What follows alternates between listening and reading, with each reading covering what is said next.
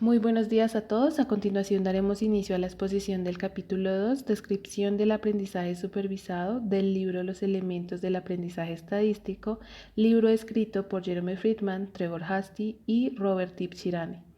Esta presentación ha sido realizada por el Grupo 7, el cual está conformado por Kevin Ibarra, Daniel Alejandro Guillén, Valeria Huepa, Cristian Camilo Moreno, Juan José Peña y Giselle Tatiana Zambrano.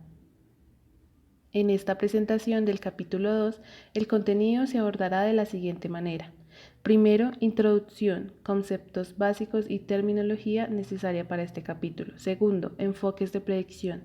Tercero, teoría de la decisión estadística. Cuarto, métodos locales en grandes dimensiones. Quinto, modelos estadísticos, aprendizaje supervisado y aproximación de funciones. Sexto, modelos de regresión estructurada. Séptimo, clases de estimadores restringidos. Octavo, selección de modelo y compensación entre sesgo y varianza. Y para finalizar esta exposición se dará un espacio a un ejemplo aplicado de aprendizaje supervisado en lenguaje Python. Primero, introducción. ¿Qué es aprendizaje supervisado? El aprendizaje supervisado es una subcategoría del aprendizaje de máquina y este a su vez de la inteligencia artificial. Se define por el uso de conjuntos de datos etiquetados para entrenar algoritmos que clasifiquen datos o predigan resultados con precisión. En otras palabras, uso de entradas para predecir valores en las salidas. Estas entradas o características son también conocidas como variables independientes y se denotan con la letra X mayúscula. En el caso de las salidas son respuestas y se conocen como variables dependientes. El conjunto de datos de salida generalmente se denota como Y mayúscula o G mayúscula. Estas letras mayúsculas X, Y o G usualmente se usan cuando nos referimos a aspectos genéricos de una variable en un modelo de aprendizaje supervisado. Conceptos básicos, tipos de variables. En el aprendizaje supervisado se hablan de variables cuantitativas y cualitativas. Las variables cuantitativas son aquellas variables estadísticas que otorgan como resultado un valor numérico. Estas variables también son conocidas como variables continuas. En el caso de las variables cualitativas, estas también reciben el nombre de variables categóricas o discretas. Estas son variables que describen las cualidades, circunstancias o características de un objeto o persona sin hacer uso de números. En las variables cualitativas, generalmente, estas se representan numéricamente mediante códigos que suelen llamarse targets u objetivos. El caso más fácil es cuando hay dos clases o categorías, como por ejemplo éxito o fracaso. A menudo estas se representan con un solo dígito binario o bit, cuyo valor es 0 o 1, o bien puede representarse con valores -1 y 1. Cuando hay más de dos categorías, la codificación más útil y más utilizada es mediante variables ficticias llamadas dummy. En las variables dummy, una variable cualitativa de nivel k está representada por un vector de k variables o bits binarios. Datos de entrenamiento. Es un conjunto de medidas que permite entrenar el modelo y estas medidas se describen como la pareja x sub i, y sub i o x sub i, g sub i, donde i toma valores entre 1 hasta n. Segundo, enfoques de predicción. A continuación revisaremos de manera teórica dos simples métodos de predicción. El primero, el método lineal por mínimos cuadrados y el segundo, el método de k vecinos más cercanos. Modelo lineal y mínimos cuadrados. Para definir el método lineal por mínimos cuadrados, primero se describe cómo se define un modelo lineal. En el libro, este se define dado un vector de entradas xt. Para predecir la salida, lo hacemos utilizando la ecuación que apreciamos en la diapositiva. En esta ecuación se nos dice que el valor de y gorro es igual al valor beta sub 0 gorro más la sumatoria de j igual a 1 hasta p de x sub j por beta sub j gorro. Dentro de esta ecuación, el valor de beta sub 0 gorro es el intercepto, el cual también es conocido como el sesgo en el aprendizaje automático. Ahora bien, una vez se tiene la descripción del modelo lineal, para adaptar el modelo a un conjunto de datos de entrenamiento existen muchos métodos diferentes, pero el más popular es el método de mínimos cuadrados. En este enfoque elegimos los coeficientes para minimizar la suma residual de cuadrados, también conocida como RSS, entre el valor objetivo predicho y el valor objetivo actual. Este valor se calcula como se observa en la ecuación que nos dice que es igual a la sumatoria de i igual a 1 hasta n, donde tenemos que el valor objetivo predicho es y sub i y el valor objetivo actual está dado por el término x sub i a la t por beta. Método de los k vecinos más cercanos. El método del vecino más cercano es el ajuste para el vecino más cercano k, donde y gorro se define como se observa en la ecuación de la diapositiva, donde nos dice que es igual a 1 sobre k por la sumatoria de los valores de x sub i que pertenecen a n sub k de x de y sub i. Este valor de n sub k de x es la vecindad definida de x para los k puntos más cercanos x sub i dentro de la muestra de entrenamiento. En las siguientes imágenes se representa un ejemplo de clasificación en 2 dimensiones donde se ha aplicado el método de mínimos cuadrados y el método de k vecinos más cercanos. En la primera imagen se muestra una dispersión de datos de entrenamiento en un par de entradas x1 y x2, donde la clase de salida variable g tiene los valores azul o naranja. Este ejemplo está codificado como una variable binaria, donde azul tiene el valor de 0 y naranja el valor de 1. En la primera gráfica se tiene un ajuste por regresión lineal, donde el límite de decisión está definido por x a la t por beta gorro, que es igual al valor de 0,5. La región de la sombra naranja denota la parte del espacio de la entrada clasificada como naranja, mientras que la región azul se clasifica como azul. Vemos en la primera imagen que para los datos hay clasificaciones erróneas en ambos lados del límite de decisión que está dado por la línea. Esto puede llevar a las siguientes preguntas. ¿Será nuestro modelo lineal demasiado rígido o son errores de los datos de entrenamiento? Esto lo veremos más adelante cuando se lleve a práctica dichos ejemplos. En las siguientes 2 imágenes se muestra gráficos de dispersión cuando se ha aplicado el método de k vecinos más cercanos sobre el mismo conjunto de datos de entrenamientos que fue utilizado en el método de mínimos cuadrados. En el caso de k vecinos más cercanos, se tiene que y gorro es la proporción de naranjas en el vecindario, por lo que se asigna a la clase naranja un valor de y gorro mayor a 0,5. Esto equivale a un voto mayoritario en la vecindad. Detalles de ambos métodos se verán más adelante cuando se estén aplicando en el ejercicio práctico. De estos dos modelos, generalmente se tiene que el modelo lineal hace enormes suposiciones sobre la estructura de los datos y produce predicciones estables, pero posiblemente inexactas. En el caso del método k vecinos más cercanos, este hace suposiciones estructurales muy leves, sus predicciones suelen ser precisas, pero pueden ser inestables. Esto mismo dado por errores que se puedan presentar en los datos de entrenamiento. Tercero, teoría de la decisión estadística. Esta teoría proporciona un marco para desarrollar modelos de aprendizaje automático. En esta teoría, el objetivo es encontrar una función f de x para predecir el valor de y.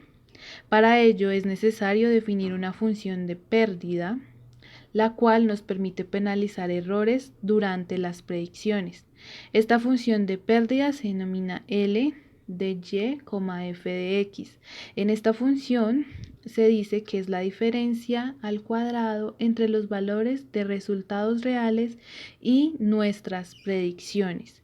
Una vez se tiene la función de pérdida, tenemos un criterio para seleccionar nuestra función de interés f. Para esta función f decimos que es la expectativa condicional de y dado un x igual a x. Dicho de otra manera, en el caso del método de regresión, es la medida condicional de y dado nuestro conocimiento de x. Y en el caso del método de k vecinos más cercanos, se dice que para cada x podemos pedir el promedio de las y donde la entrada x es igual a un valor específico. Este método de k vecinos más cercanos es un método directo para implementar con la teoría de la decisión estadística, ya que tiene un estimador de y este se puede escribir como el promedio. Este promedio finalmente nos lleva a la función para predecir el valor de y. En esta última ecuación decimos que tomamos el promedio sobre los datos de muestra y usamos el resultado para estimar el valor esperado.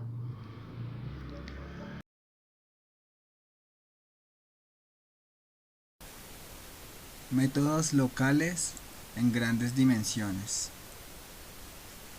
Hasta el momento hemos examinado dos técnicas de aprendizaje para la predicción: un modelo lineal estable pero sesgado y el modelo menos estable pero también aparentemente menos sesgado de k vecinos más cercanos. Se supondría que con un conjunto razonablemente grande de datos siempre podemos aproximar la expectativa condicional teóricamente óptima mediante el promedio del vecino más cercano, ya que deberíamos ser capaces de encontrar una vecindad lo bastante grande de observaciones cerca de cualquier x y promediarlos. Este enfoque y nuestra intuición se descomponen en dimensiones elevadas y el fenómeno se conoce comúnmente como la maldición de la dimensionalidad. Hay muchas manifestaciones de este problema. Consideremos el procedimiento del vecino cercano para entradas uniformemente distribuidas en una unidad de un hipercubo p-dimensional. Supongamos que enviamos unos vecinos hipercúbicos alrededor de un punto objetivo para capturar una fracción r de las observaciones. Dado que esto corresponde a una fracción de la unidad de volumen, la longitud de la lista será e sub p de r es igual a r elevado a la 1 sobre p. En 10 dimensiones, e sub 10 de 0.01 es igual a 0.63 y e sub 10 de 0.1 es igual a 0.8, mientras que el rango entero para cada entrada es solo 1. Entonces, para capturar el 1% o el 10% de los datos para formar un promedio local, debemos cubrir el 63% u el 80% del rango de cada variable de entrada. Estos vecinos ya no son locales. Reducir drásticamente R tampoco ayuda mucho, ya que cuantas menos observaciones promediamos, mayor es la varianza de nuestro ajuste. Otra consecuencia del muestreo escaso en grandes dimensiones es que todos los puntos de muestra están cerca de un borde o de una arista de la muestra. La maldición de la dimensionalidad está bien ilustrada acá por un vecino subcúbico para datos uniformes en un cubo unitario. La figura a la derecha muestra la longitud del subcubo necesario para capturar una fracción r del volumen de los datos para diferentes dimensiones p. En 10 dimensiones, nosotros necesitamos cubrir el 80% del rango de cada coordenada para capturar el 10% solo de los datos. Ejemplo: consideremos n puntos de datos uniformemente distribuidos en una unidad bola p-dimensional centrada en el origen. Suponemos que tenemos unos vecinos cercanos en el origen. La distancia media del origen al punto más cercano es d de p, n es igual a 1 menos 1 medio elevado a la 1 sobre n, todo esto elevado a la 1 sobre p. Para, para n igual a 500 y p igual a 10, aproximadamente es 0.52, más de la mitad del camino hacia el límite. Por tanto, la mayoría de los puntos de datos están más cerca del límite del espacio muestral que de cualquier otro punto de datos. La razón por la que esto presenta un problema es que la predicción es mucho más difícil cerca de los bordes o aristas de la muestra de entrenamiento. Uno debe extrapolar los puntos de muestra vecinos en lugar de interpolarse entre ellos. Entonces, si n1 es igual a 100, representa una muestra densa para una entrada de problema simple. Luego, n10 es igual a 100 elevado a la 10. Es el tamaño de muestra requerido para la misma densidad de muestra con 10 entradas. Por lo tanto, en dimensiones altas, todas las muestras de entrenamiento factibles ocupan escasamente el espacio de entrada. Otra manifestación de la maldición es que la densidad de muestreo es proporcional a n elevado a la 1 sobre p, donde p es la dimensión del espacio de entrada y n es el tamaño de la muestra. Otro ejemplo. Construyamos otro ejemplo uniforme. Suponga que tenemos 1000 ejemplos de entrenamiento x sub i generados uniformemente en menos 1 a 1 elevado a p. Asumir que la verdadera relación entre x e y es y es igual a f sobre x igual a e elevado a la menos 8 por el valor absoluto de x al cuadrado. Esto sin ningún error de medición. Usaremos la regla de un vecino cercano para predecir y sub 0 en el punto del test x sub 0 igual a 0. Denotamos que el conjunto de entrenamiento está dado por tau. Podemos computar el error de predicción esperando en x sub 0 para nuestro procedimiento, promediando sobre todas las muestras dadas de tamaño 1000, donde el problema es determinístico. Esto es el error de media cuadrada, MSE, para estimar f de 0. Hemos dividido el MSE en dos componentes, varianza y sesgo al cuadrado. Tal descomposición es siempre posible y a menudo útil y se conoce como la descomposición de sesgo-varianza. A menos que el vecino cercano esté en 0, y sub 0 será más pequeño que f de 0 en el ejemplo, por lo que la estimación promedio estará sesgada a la baja. La varianza se debe a la varianza muestral del vecino 1 más cercano, en bajas dimensiones, y n igual a 1000, el vecino cercano estará muy cercano a 0, y ambos, el sesgo y la varianza, son pequeños. Como la dimensión incrementa, el vecino más cercano tiende a alejarse más del punto objetivo y se incurre en sesgos y variaciones.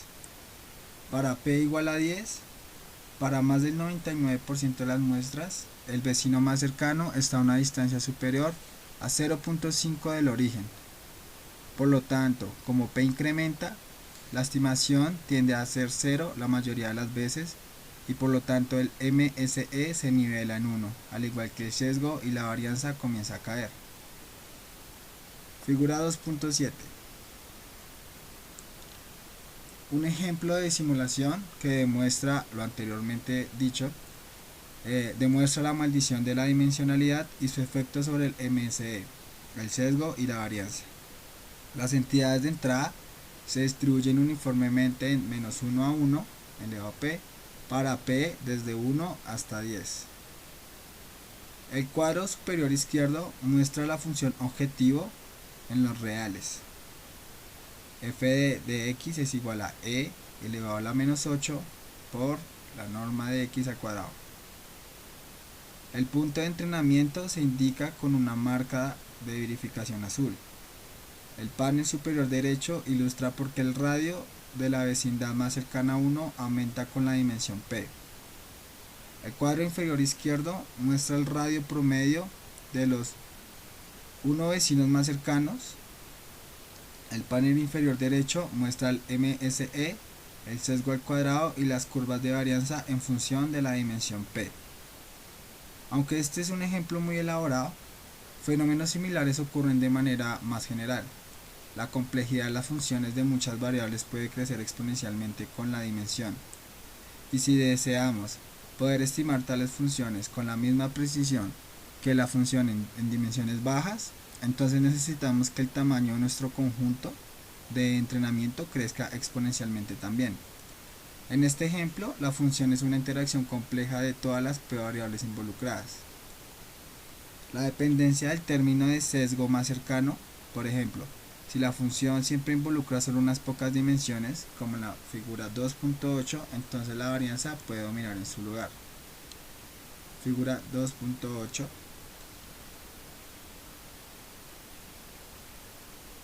Un ejemplo de simulación con la misma configuración de la figura 2.7.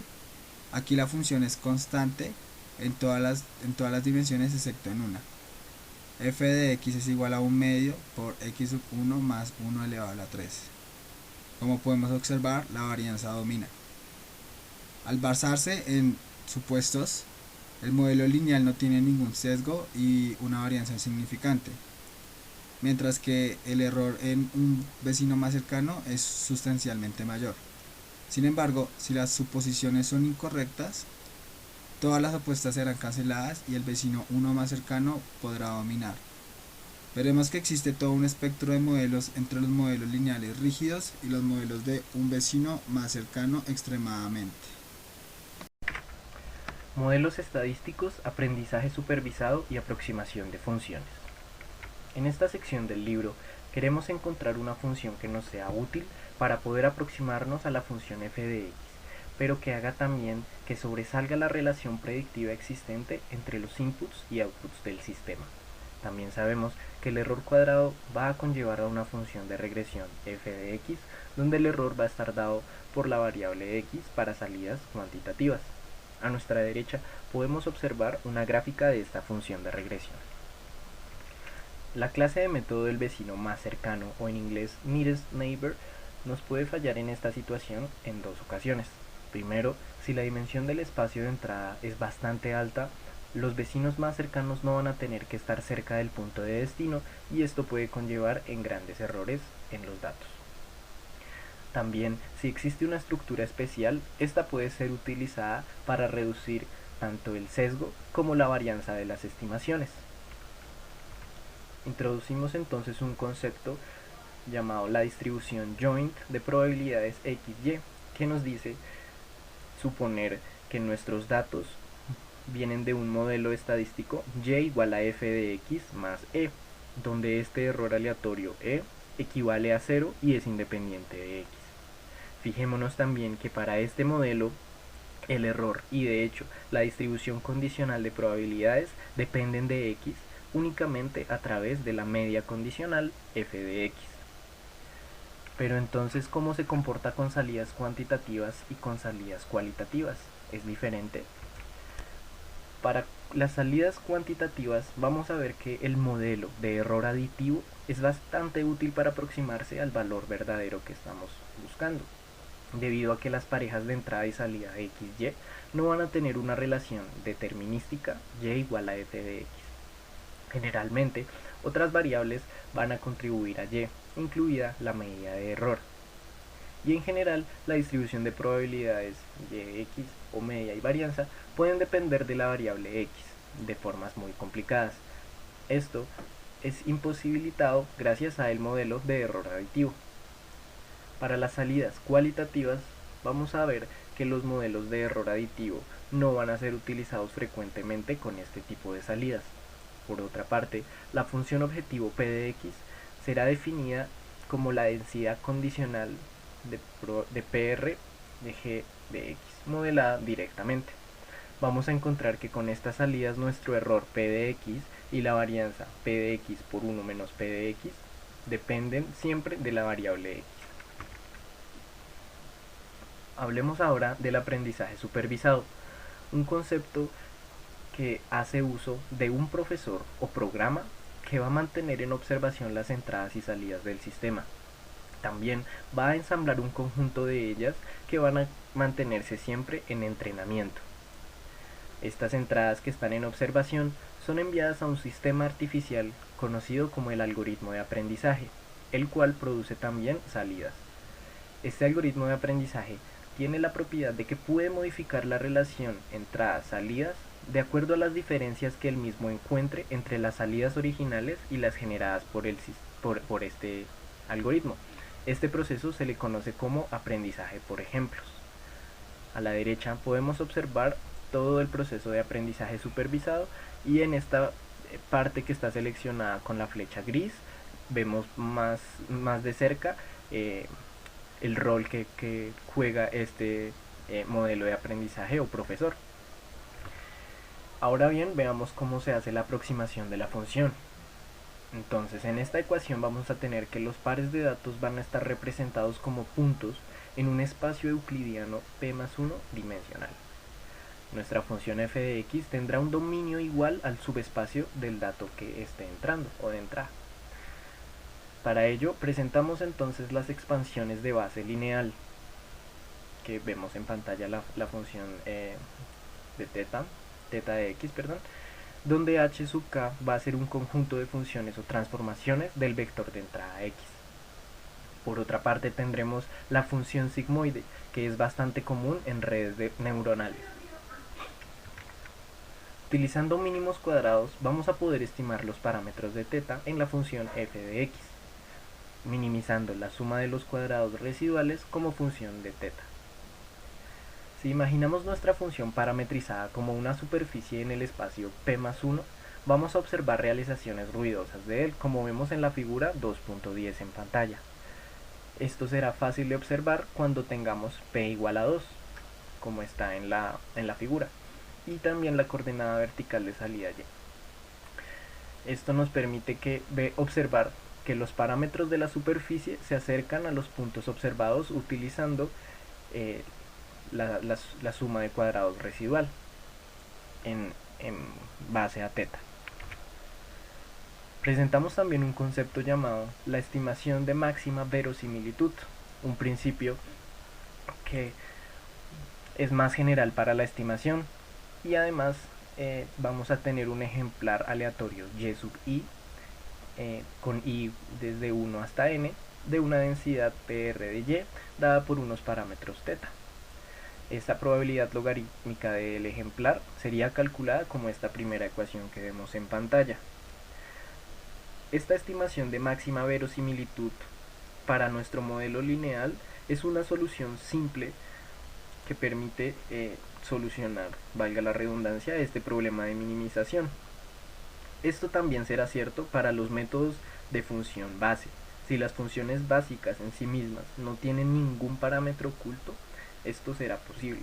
De lo contrario, la solución requerirá métodos iterativos u optimización numérica. Volviendo al principio, veremos que este asume que los valores más razonables para teta son los cuales en la que la probabilidad observada es más alta.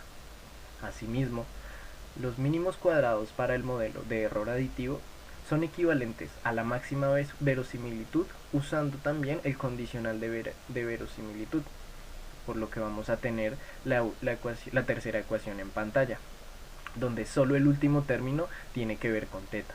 Este término no es nada más que la reducción de suma de cuadrados residual elevado hasta un escalar multiplicativo negativo. Otro ejemplo sería la verosimilitud multinomial.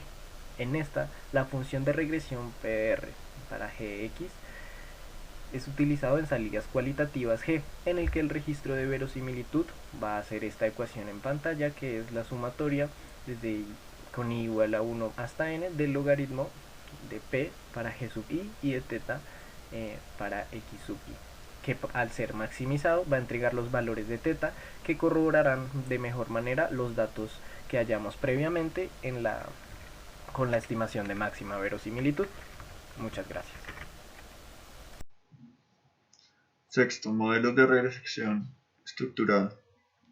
A pesar de que los anteriores métodos vistos se enfocan directamente en estimar la función en un punto, puede presentar problemas cuando se alcanzan altas dimensiones. Incluso puede ser inapropiado en bajas dimensiones, en casos donde aproximaciones más estructurales pueden hacer uso más eficiente de la información. Entonces podemos ver que entre más dimensiones, más problemas. Como ejemplo, consideremos la función RSS la suma de los cuadrados del residuo, y tomamos una función arbitraria f dentro de ella. Podremos ver estos siguientes problemas. Digamos, minimizar la ecuación conduce a infinidad de soluciones. Si hay varios pares de observaciones, el riesgo es limitado. Para obtener resultados valiosos para un finito n, debemos restringir las soluciones elegibles a un conjunto más pequeño de funciones. La forma de decidir sobre la naturaleza de las restricciones se basa en consideraciones ajenas a los datos. Cualquier restricción impuesta a f, que conduce a una solución única para RSS, no elimina realmente la ambigüedad causada por la multiplicidad de soluciones. Hay infinidad de posibilidades de restricciones, cada una conduciendo a una única solución. La ambigüedad simplemente ha sido transferida a la elección de la restricción. En general, las restricciones impuestas por la mayoría de los métodos de aprendizaje pueden describirse como restricciones de complejidad de un tipo u otro. Las fuerzas de la restricción vienen dictadas por el tamaño del vecindario. Y por último, pues la naturaleza de las restricciones depende de la métrica utilizada. Un hecho debe estar claro a estas alturas. Cualquier método que intente producir funciones que varían localmente en pequeños vecindarios isotrópicos se encontrará con problemas en grandes dimensiones. Nuevamente, la maldición de la dimensionalidad. Séptimo, clases de estimadores restringidos. Como bien se indica en el título del capítulo, acá solo se presenta una breve declaración de estos métodos y se profundiza en capítulos posteriores del libro.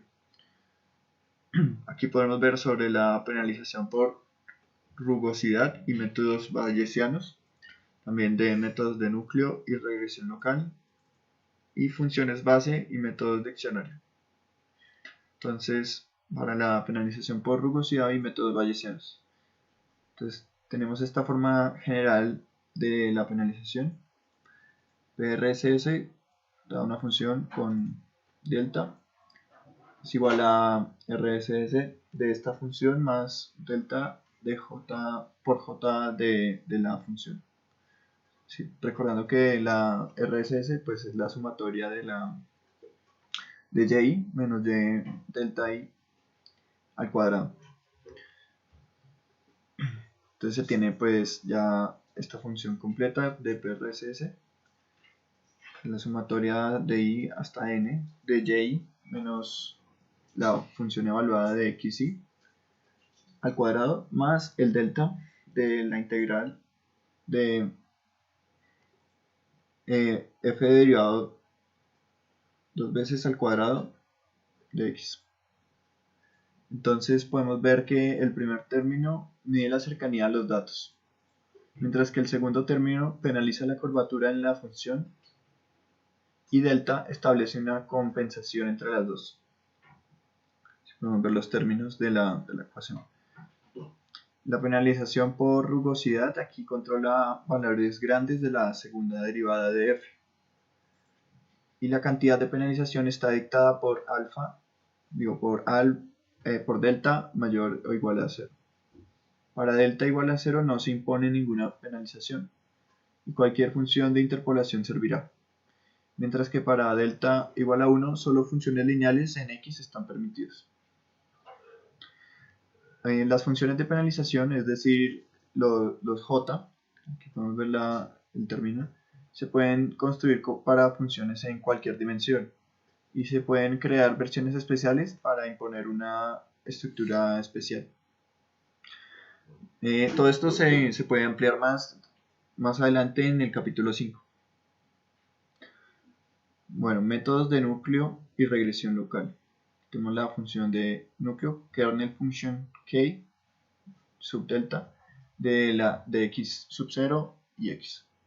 En general podemos definir una estimación de regresión local de f, la función evaluada en x0 como f de theta alfa en x0. Entonces acá se tiene completa la función de RSS. Sería la sumatoria de i hasta n de k sub delta de x sub 0 x sub i por la parte y menos y sub i menos f de teta en dxi al cuadrado. Entonces acá se describe una clase de técnicas de regresión que logran flexibilidad en la estimación de la función de regresión de fx sobre el dominio real, ajustando un modelo diferente pero siempre por separado en cada punto de consulta x sub 0. Esto se hace usando solo aquellas observaciones cercanas al punto objetivo x sub 0 para ajustar el modelo simple, y de tal manera que la función estimada resultante f de delta en x sea suave en real. Esta localización se logra mediante una función de ponderación o kernel k delta de x sub 0 xi, podemos verlo, que asigna un peso a x sub i en función a su distancia desde x sub 0. Los núcleos k delta están típicamente indexados por un parámetro delta que dicta el ancho de la vecindad. Estos métodos basados en la memoria requieren en principio poca o ninguna formación. Todo el trabajo se realiza en el momento de la evaluación. El único parámetro que debe determinarse a partir de los datos de entrenamiento es delta. Se puede pensar que estos métodos proporcionan explícitamente estimaciones de la función de regresión o expectativa condicional al especificar la naturaleza del vecindario local y de la clase de funciones regulares ajustadas localmente. La vecindad local se especifica mediante una función del núcleo k delta sub 0 y x sub i, que asigna pesos a los puntos x en una región alrededor de x sub 0. Aquí tenemos la fórmula general de la regresión lineal para f sub 0 como f delta o borro. Todos los métodos de núcleo como todos los métodos del núcleo. Pues todo esto se puede ampliar más en el capítulo 6.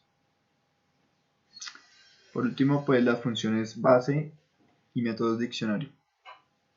Esta clase de métodos incluye las conocidas expansiones lineales y polinomiales, pero lo que es más importante, una amplia variedad de modelos más flexibles.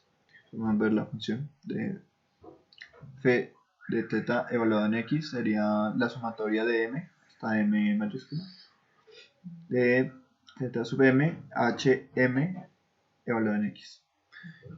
Esta clase de métodos incluye las conocidas expansiones lineales y métodos y polinomiales, pero lo que es más importante, una amplia variedad de modelos más flexibles. ¿Sí? El modelo para f es una expansión lineal de funciones base. Cada uno de los h sub m es una función de la entrada x. Y el término lineal aquí se refiere a la acción de los parámetros θ. Esta clase cubre una amplia variedad de métodos. En algunos casos se prescribe la secuencia de función base como una base para polinomios en x del grado total m. Entonces, funciones de base radial. Las funciones de base radial tienen centroides mu m y escalas delta m que deben determinarse. Las funciones de base de spline tienen nudos. También está el modelo de red neuronal.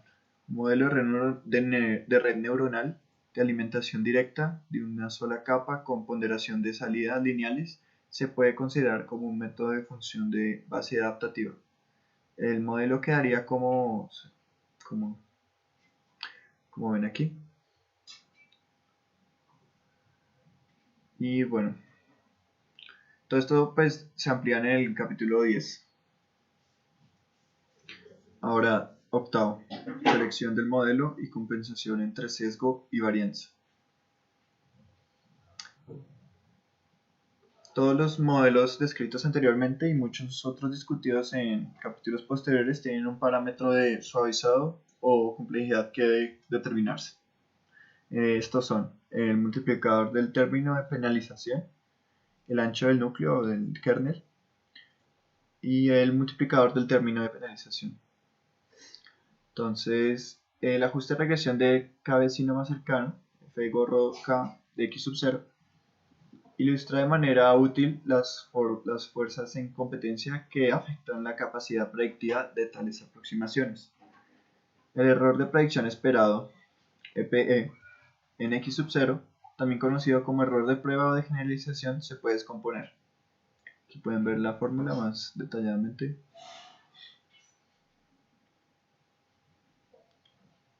Los subíndices entre paréntesis indican la secuencia de vecinos más cercanos. Hay tres términos de esta expresión, que pueden verla más claramente.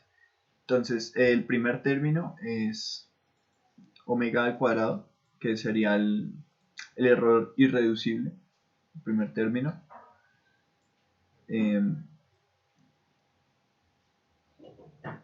Está el segundo término, que sería el componente de sesgo.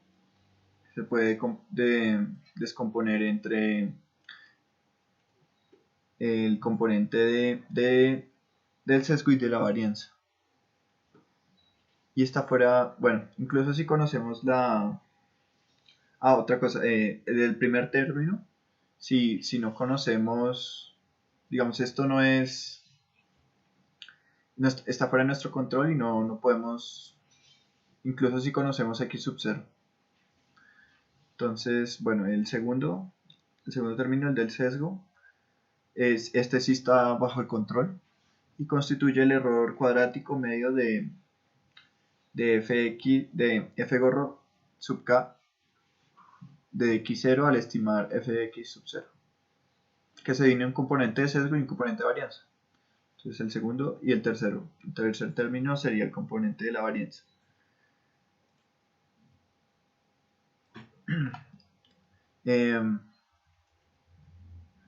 El término de la varianza pues simplemente está dado por esta ecuación de omega cuadrado sobre k y decrece inversamente pues por k, ¿sí? Entonces a medida que k varía existe una compensación entre el sesgo y la varianza. Bueno, por último, pues de manera más general y a medida que aumenta la complejidad del modelo de nuestro procedimiento, la varianza tiende a aumentar y el sesgo al cuadrado tiende a disminuir. Por lo general nos gustaría pues elegir la complejidad de nuestro modelo para compensar el sesgo con la varianza de tal manera que se minimice el error de prueba. Gracias. Aquí están las referencias. Ahora viene un ejemplo práctico del tema. Bueno, para nuestro ejemplo vamos a utilizar dos datasets, uno para hacer clasificación y el otro para hacer predicción. Los dos son de vinos, uno de vinos blancos y otro de vinos vino tintos. Nuestra variable objetivo en ambos casos es la calidad del vino. Y bueno, haciendo un recorderis de lo que vimos en la presentación, pues vemos que digamos la parte de aprendizaje supervisado es ingresar datos en donde conocemos digamos esa clasificación y pues la idea es que nuestro modelo aprenda a clasificarlos de forma correcta. En el no supervisado ingresamos datos y él mismo solito pues detecta cuáles son los grupos que encontró. Entonces vamos a trabajar solamente sobre los vinos blancos para mostrar, pero pues obviamente en la parte de modelamiento vamos a trabajar con vinos con los datasets limpios en ambos casos. Entonces la idea es ver la calidad de los datos y la interrelación. Vemos que acá hay casi 5000 datos con 13 variables. Nuestra variable objetivo sería el score y pues aquí hay otras 12 columnas. Vemos que todos son flotantes. Aquí vemos información adicional como cuántos valores digamos aceptados hay. Por ejemplo acá hay menos, esto es porque hay valores nulos. Acá vemos como pues en la desviación estándar, mínimo, máximo, los cuartiles. Entonces esto nos da una idea más o menos de la distribución de nuestros datos. De datos faltantes nos damos cuenta que hay 19 datos faltantes en ácido cítrico y 3500 en color. Entonces, ¿qué se puede hacer en estos casos? Se podrían eliminar pues las filas, pero pues digamos en el caso del color se eliminaría más de la mitad del dataset, entonces pues no sería una opción. También se podría, digamos, hacer como reemplazar ese valor por digamos, un promedio, pero pues hay que tener como cierto conocimiento para ver si se puede o no hacer. En la parte de ácido cítrico nos dimos cuenta de que en vez de que colocaron el 0, colocaron el valor nulo. Entonces lo que hicimos fue reemplazar esto por 0. En los colores vimos cuáles datos eran. Entonces nos dicen hay 428 en color 8 y bueno, el resto en color 13. No sabemos el significado del color ni qué aporta. Entonces decidimos eliminar esa columna. Vamos a ver cómo se comportan nuestros datos. Entonces vemos por ejemplo que el pH tiene como datos aquí raros que no siguen, digamos, como lo normal. Entonces vamos a verlo en más detalle y pues efectivamente. Entonces buscamos y encontramos que los expertos dicen que el pH del vino está entre 3.3 y 3.6, digamos la mayoría. Entonces cortamos estos datos, o sea, eliminamos estas filas y dejamos estos valores atípicos porque pues pueden que en el caso, o sea, en la naturaleza sí presentemos estos datos atípicos. Entonces, bueno, nuestro dataset disminuye un poco, pero no mucho, queda más limpio. Entonces vamos a mirar la correlación de los datos y la multicolinearidad. Entonces vamos a ver que, digamos, hay variables predictivas que son todas aquellas que no son la variable objetivo. Entonces la idea es que nuestras variables predictivas estén muy relacionadas con la variable objetivo, pero que las variables predictivas no estén tan relacionadas entre sí. Cuando están muy relacionadas entre sí, le diremos que tienen una multicolinearidad alta. Entonces esta correlación, digamos, la podemos ver numéricamente entre -1 y 1, donde -1 es que está negativamente correlacionada, es decir, que digamos si aumenta uno el otro disminuye, y si es positivo pues está correlacionadamente positivamente. Entonces si uno aumenta el otro aumenta también. Aquí lo vemos con un mapa de calor, nuestra variable objetivo es esta y pues vemos cómo influyen los datos. Entonces por ejemplo acá la densidad y el azúcar residual están relacionadas entre sí, entonces sería de pronto recomendable eliminar uno de los dos porque esta información es redundante, o sea, digamos, uno ya me describe la información del otro, entonces para qué mantener los dos, ¿sí? Y más si están tan relacionados. En este caso no lo vamos a hacer, vamos a trabajar con los datos así. Aquí almacenamos nuestro dataset limpio y vamos a trabajar con él. Bueno, entonces vamos a mirar la parte de modelos. Vamos a mirar que predicción y clasificación no es tan diferente. Los dos como que nos da información, solo que uno es numérico y el otro es categórico. Entonces acá vemos una parte simple, digamos, de predicción. Entonces hagan de cuenta un centro comercial que desea saber cómo se relaciona la temperatura con la cantidad de personas que llegan. Entonces vemos que a medida que aumenta la temperatura, la cantidad de personas aumenta. Entonces digamos, es como sencillito. En la vida real hay muchas variables, entonces nuestro modelo puede tener muchas curvas y puede ser algo complejo. Entonces vamos a ver paso por paso. Entonces, bueno, cargamos nuestro set de datos limpio. Aquí lo que vamos a hacer es dividir nuestro dataset. Vamos a dividir una parte de entrenamiento y otra de testeo para, digamos, ver qué tan bueno es nuestro modelo generado. Entonces aquí es una proporción de 7:3, donde digamos 3 es el tamaño, digamos, de pruebas y el otro es el de entrenamiento. Entonces nuestro primer algoritmo es el OLS, que pues se busca, digamos, minimizar, digamos, la cantidad total de distancia entre los dos puntos a nuestra función lineal. Entonces, bueno, entonces aquí intenta disminuir esto. Aquí vamos a hacer un ejemplo, solamente vamos a coger una variable y pues nuestra variable objetivo, entonces vamos a ver cómo lo genera. Pues no es tan bueno, pero pues digamos que sí tiene una tendencia a cómo se distribuyen los datos hacia un ladito.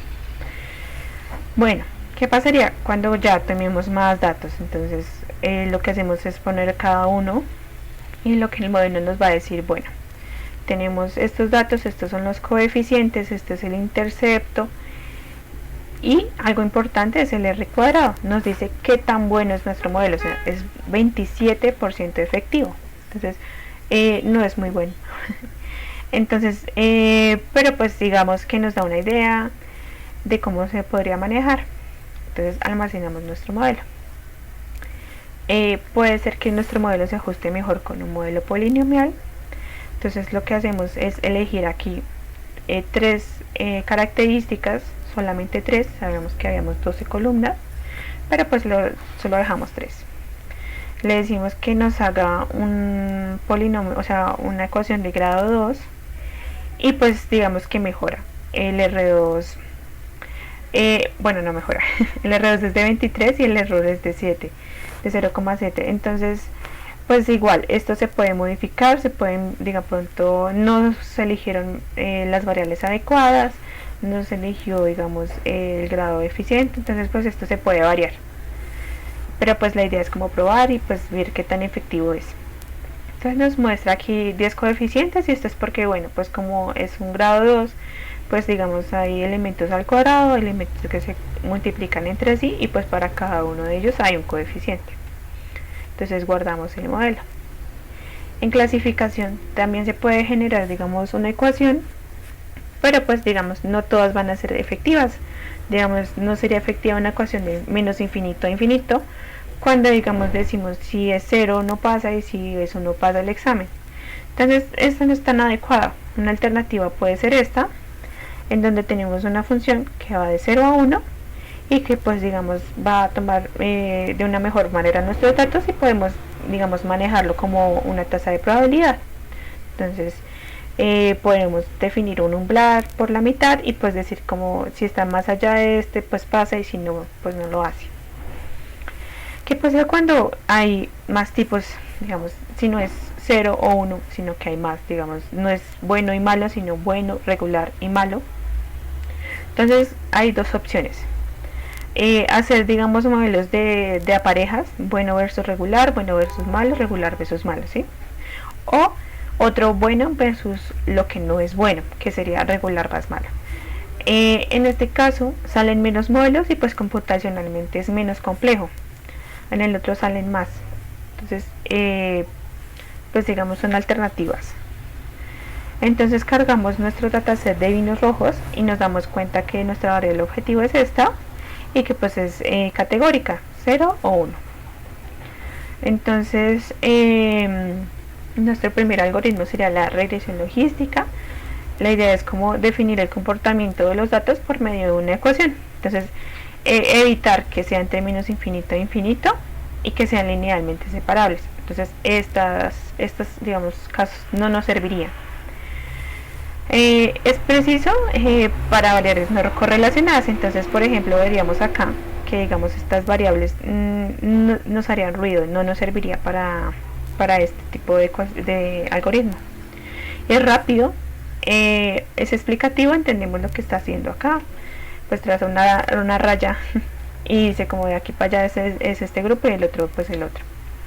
Es sensible a cambios, pues no muchos, pues depende, porque como se asume que todo está independiente, pues digamos que esos datos atípicos no nos afectaría mucho. No es tan determinístico porque pues puede que digamos acá nos quepan infinitos ecuaciones por acá, entonces puede que corra el modelo y me dé una ecuación por acá, otra por otro lado, entonces no para todos los datos nos va a generar el mismo modelo. Entonces vamos a crear nuestro grupo de pruebas y entrenamiento, pero ya de 8 a 2. Vamos a tomar solamente el pH del alcohol y pues digamos vemos que no están linealmente separadas, pero pues que más o menos sabemos que por debajo están las moradas y arriba las amarillas. Entonces vamos a ver cómo lo hace, y pues no es tan malo, o sea, genera un R cuadrado de 0,7 y pues digamos que es bueno. No, entonces acá vemos cómo se comporta con cierto, digamos, rango de nuestra grupo de testeo, y pues vemos que digamos hay unos aciertos, ¿sí? 0, 0, pues hay unos en donde sí se equivoca, pero pues está bien. Hay otro algoritmo que son los vecinos más cercanos. Entonces, por ejemplo, vamos a manejarlo en 2 dimensiones y tenemos esta estrellita roja que es nuestro nuevo dato. Entonces, ¿qué va a hacer? Nosotros le vamos a decir como, bueno, tenemos un K que por ejemplo es 3, entonces él va a generar como un radar alrededor de sí y va a encontrar los primeros 3 datos. Entonces la clasificación se va a dar por mayoría. Entonces si la mayoría es morada, pues esta estrellita va a ser un punto morado. Entonces si aumentamos ese K, puede que cambie. Entonces efectivamente acá cambia y ya sería anaranjado. Entonces es preciso, depende. No podemos tener un K muy chiquito porque pues si nos llega un dato atípico se nos tira nuestro dato entrante. Ni tampoco tan grande porque digamos estaríamos diciendo que todo el dataset solamente se define por mayoría, entonces como que no sirve. Entonces tiene que ser un punto medio. También probar la velocidad depende de las dimensiones. Es explicativo, sí, porque pues entiende más o menos qué es lo que está haciendo, está trabajando con distancias.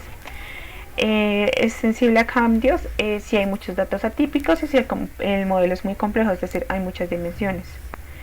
Es determinístico, sí, pues nos va a dar, digamos, siempre digamos, el mismo modelito. Lo mismo, cogemos el set de datos. Acá lo que le estamos diciendo es que coja 18 vecinos cercanos y pues digamos el R cuadrado que nos está dando es de 0,6. Aquí podemos, no sé, hacer como un bucle en donde variamos esto y buscamos minimizar el error, por ejemplo. No sería una opción.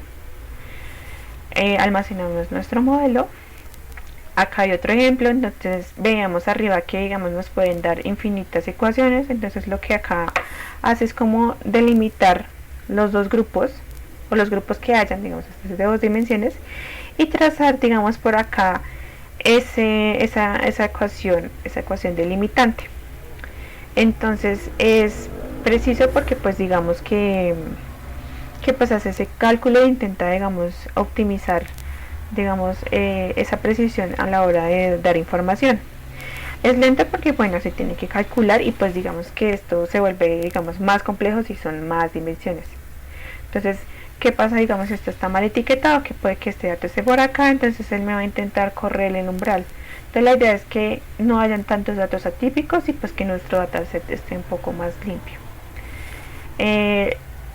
Para este caso, afortunadamente digamos que tenemos como diferentes plantillas que nos pueden describir los datos. Entonces, por ejemplo, podemos decir que está relacionado linealmente o que digamos tiene como ciertas curvas. Entonces digamos que este modelo nos ofrece diferentes opciones. Entonces lo que él hace es como agregar otra dimensión en donde nos permite como agregarle atributos a estas, digamos, a estos puntos para, digamos, clasificarlos. Entonces, por ejemplo, acá podemos cambiar RBF por cada uno de estos y nuestra, digamos, la efectividad de nuestro modelo va a mejorar o va a empeorar. Entonces la idea es como probar. También podemos usar árboles de decisión. Entonces tenemos un árbol que, digamos, evalúa los datos e intenta clasificarlos. Entonces si cumple, entonces si digamos él detecta un patrón entre los datos y dice, bueno, vamos a dividirlos, entonces va generando un árbol. Entonces para cada grupo va a detectar nuevos patrones y va entonces a clasificar y pues detectar como digamos lo que se desea obtener, digamos, en la clasificación. ¿Qué tan preciso es? Pues es alto, pero entonces tiende a sobreajustarse. Entonces tiende a aprenderse los datos del modelo, de los datos de entrenamiento. Es rápido, sí, porque pues finalmente son validaciones como sencillas, ¿sí? De sí, no, sí, no. Es explicativo, pues sí se entiende qué es lo que está haciendo, entonces se encuentra como patrones y pues intenta clasificar. Sensible a cambios, puede que sí, digamos, si puede haber muchos datos atípicos, entonces nuestro modelo se puede ver alterado. Determinístico no, porque él va a encontrar dos patrones y no necesariamente en el mismo orden, ni digamos va a poner digamos las reglas iguales siempre. Entonces no vamos a obtener el modelo siempre que lo hagamos. Cuando nos tengamos modelos no determinísticos, la idea es que si nos corre bien, de una vez guardar ese modelo, porque probablemente no se repita. Entonces aquí le decimos que coja un árbol de profundidad 3 y pues él me lo empieza a entrenar. Entonces aquí sí coge todos los valores que hemos definido, las 12 columnas, y pues digamos que nos genera un modelo con r al cuadrado del 69, de 0,69, o sea, pues como que es bueno, entonces no es tan malo. Y acá podemos ver cuáles reglas utilizó. Entonces digamos si la calidad es baja o la calidad es alta. Entonces aquí vemos que es baja, baja, baja. Entonces más o menos podemos verlo gráficamente. Ensambles de modelos. Entonces, ¿qué pasa cuando tenemos de pronto muchos modelos malos? Es decir, que se sobreajustan o que son muy complejos. Entonces podemos ensamblar muchos modelos. Entonces no necesariamente de árboles, entonces puede ser de otro tipo, y por democracia, entonces decir, no, yo clasifico esto como el vino es bueno o el vino es malo, entonces la mayoría decide. Otro es como enfocado ya a los árboles, que tenemos muchos árboles y pues también por mayoría ganan. Entonces, ¿qué tan preciso es? Es alto, porque pues digamos que eliminamos ese sobreajuste al tener digamos diferentes modelos. La idea es que cada modelo se entrene con un dataset de entrenamiento diferente. Entonces la velocidad sí se sacrifica, porque pues como son tantos modelos, es explicativo, pues sí se entiende. Digamos que él nos va a entregar como la importancia de las variables, pero pues digamos ya a profundidad no vamos a saber qué es lo que está haciendo cada uno, o sea, es como muy complejo. Pero pues sí, es sensible a cambios, no tanto, porque puede que un modelo sí se vea afectado, pero los otros no. Determinístico tampoco es, porque puede que digamos haga diferentes procesos de clasificación para cada uno, porque pues digamos no todos los modelos que vayan acá pues son determinísticos. Entonces acá tenemos uno, le estamos diciendo por favor generanos 30 árboles de profundidad 6, y pues digamos que nos dio un modelo bastante bueno, donde el error pues es de 0,2, entonces es como el 80% efectivo, o sea, mejora bastante. Entonces acá nos muestra como la importancia que le dio a cada uno de los atributos, y pues ya almacenamos nuestro modelo.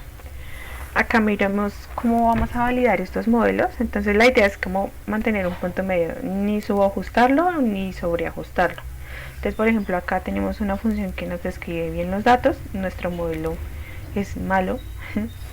Y aquí otra en donde se subajusta porque se está aprendiendo los datos de entrenamiento, y pues si le ingresamos un dato nuevo pues no va a servir. Entonces la idea es que nuestro modelo se parezca digamos a la ecuación que describe realmente nuestros datos, o digamos, sí, como lo más parecido, pero pues sin llegar a los extremos.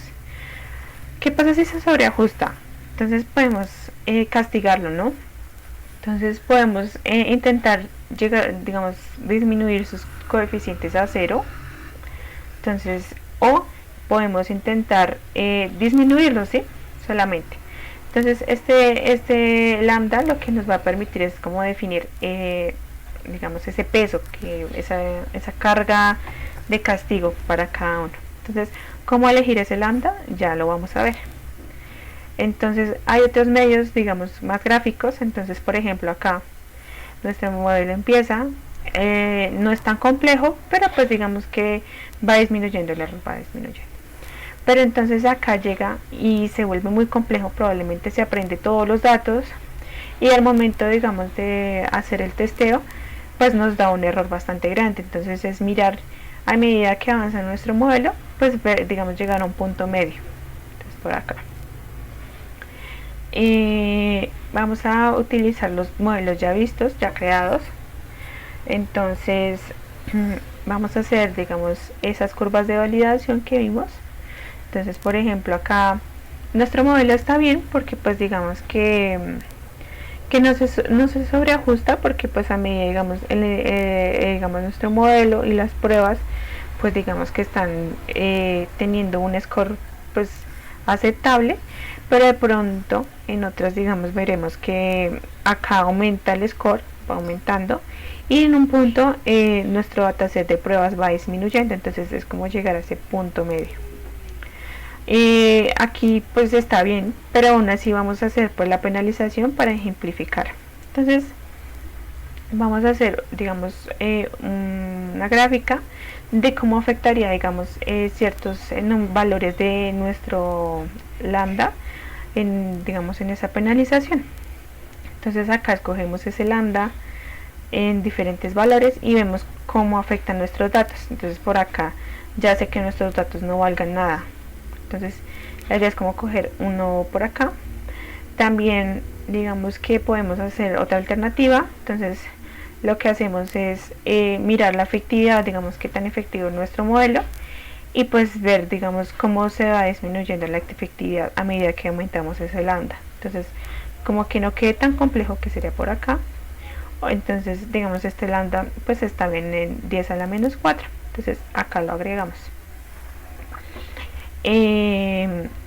Aquí otra vez vemos la gráfica, pues digamos que no es tan visual la mejora, pero sí un poquito.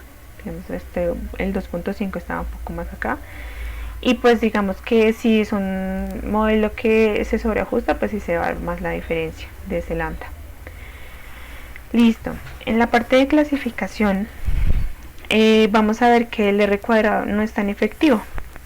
Entonces por ejemplo acá tenemos los datos reales, un modelo que nos arroja, no sé, datos normales.